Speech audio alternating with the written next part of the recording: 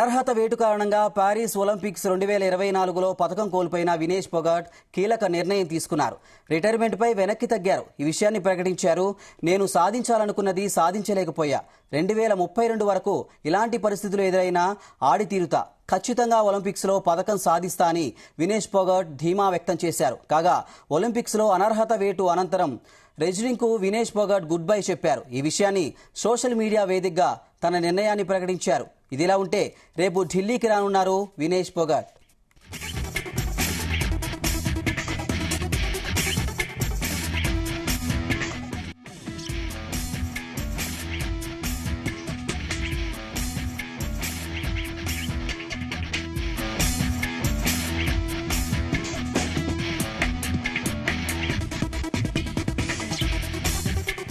అనర్హత వేటు కారణంగా ప్యారిస్ ఒలింపిక్స్ 2024లో పతకం కోల్పోయిన వినేష్ ఫోగాట్ కీలక నిర్ణయం తీసుకున్నారు. రిటైర్మెంట్పై వెనక్కి తగ్గారు. ఈ విషయాన్ని ప్రకటించారు. నేను సాధించాలనుకున్నది సాధించలేకపోయా. 2032 వరకు ఎలాంటి పరిస్థితులు ఎదురైనా ఆడి తీరుతా. ఖచ్చితంగా ఒలింపిక్స్లో పతకం సాధిస్తా అని వినేష్ ఫోగాట్ ధీమా వ్యక్తం చేశారు. కాగా ఒలింపిక్స్లో అనర్హత వేటు అనంతరం రెజ్లింగ్కు వినేష్ ఫోగాట్ గుడ్ బై చెప్పారు. ఈ విషయాన్ని సోషల్ మీడియా వేదికగా తన నిర్ణయాన్ని ప్రకటించారు. ఇదిలా ఉంటే రేపు ఢిల్లీకి రానున్నారు వినేష్ ఫోగాట్.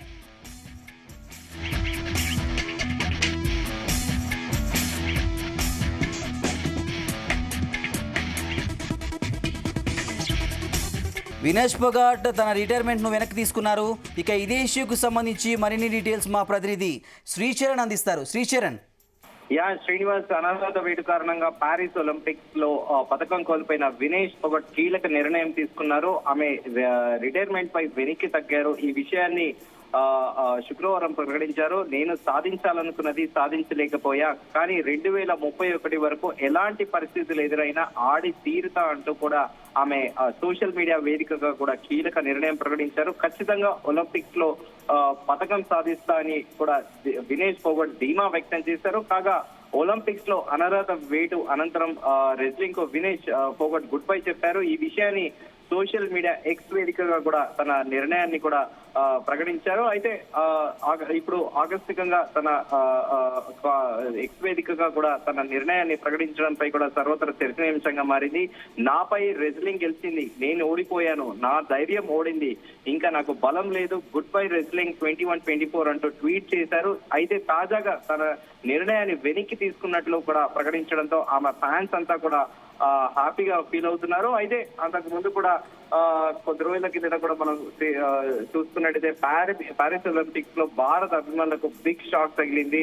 ఎందుకంటే 50 కేజీల విభాగంలో ఫైనల్స్ లో వినేష్ ఫోగాట్ తలపడాల్సి ఉంది. అయితే ఈ క్రమంలో ఆమె బరువును చూసి నిర్వాహకులు 100 గ్రాములు అదనంగా ఉన్నట్లు కూడా గుర్తించారు. దీంతో వినేష్ ఫోగాట్ పై అనర్హత వేటు వేస్తూ కూడా ఒలింపిక్ రెజ్లింగ్ కమిటీ ఒక నిర్ణయం కూడా తీసుకుంది. అయితే వాస్తవికంగా కూడా జుట్టుతో యూజువల్ గా ఆమె ఈ ప్యారిస్ ఒలింపిక్స్ గురించి ప్రత్యేకంగా తన జుట్టును కూడా కట్ చేసుకున్నారు.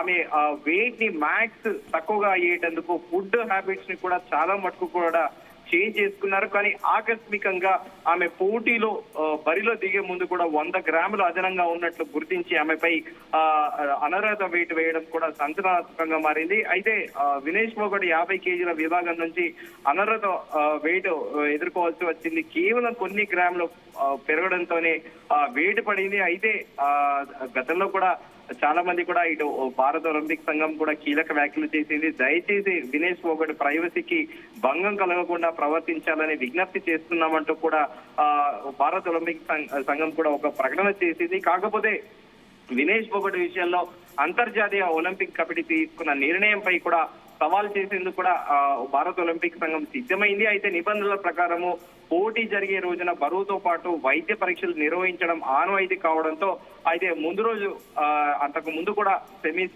లో తలపడి అనంతరం కూడా ఉదయానికి బరువు పెరగడం పైన కూడా ఐఓ పైన అనుమానాలు పలు అంతర్జాతీయ విశ్లేషకులతో పాటు అందరూ కూడా అనుమానం వ్యక్తం చేశారు. అయితే అంతకంటే ముందు కూడా నెంబర్ 1 రెజ్లర్ సుసాకిపై విజయం సాధించి ఫైనల్ కి చేరిన ఫోగాట్ పై అనర్హత వేటు వేయడం పైన కూడా సర్వత్రా షాక్ గురి చేసింది. ప్రత్యేకంగా దేశంలో అయితే అభిమానులు అందరూ కూడా ఒక్కసారిగా కూడా షాక్ గురయ్యారు. ఖచ్చితంగా ఈసారి ఆమె పసిడి పథకం తీసుకొస్తుంది అని కూడా అందరూ చాలా ధీమాగా ఉన్నారు. కానీ ఒలింపిక్ సంఘం తీసుకున్న నిర్ణయం ఒక్కసారిగా కూడా దేశవ్యాప్తంగా అందరినీ కూడా ఉలిక్కి పడేలా చేసింది. అయితే నిర్ణయాన్ని సమీక్షించాలని కూడా భారత ఒలింపిక్ సంఘం కూడా ఒలింపిక్ అసోసియేషన్ ని కూడా డిమాండ్ చేసినట్టు కూడా అప్పట్లో ప్రచారం జరిగింది. ఒకవేళ ఈ నిర్ణయం ఒలింపిక్ కమిటీ సమీక్షించకపోతే ఫోగాట్ పై అనర్హత వేటు కొనసాగుతుంది అంటూ కూడా విస్తృత స్థాయిలో కూడా చర్చలు జరిగినప్పటికీ తాజాగా ఈ రోజు వినేష్ ఫోగట్ నిర్ణయము అందరూ కూడా దేశవ్యాప్తంగా కూడా అందరూ కూడా హ్యాపీగా ఫీల్ అవుతున్నారు. ఎందుకంటే ఆమెలో ఫైటింగ్ స్పిరిట్ ఉంది. ఆమె ఒక స్ప్రింటింగ్ స్పిరిట్ లాంటి వ్యక్తి అంటూ కూడా సోషల్ మీడియా వేదికగా కూడా ఆమె పట్ల హర్షం వ్యక్తం చేస్తున్నారు, కామెంట్లు పెడుతున్నారు.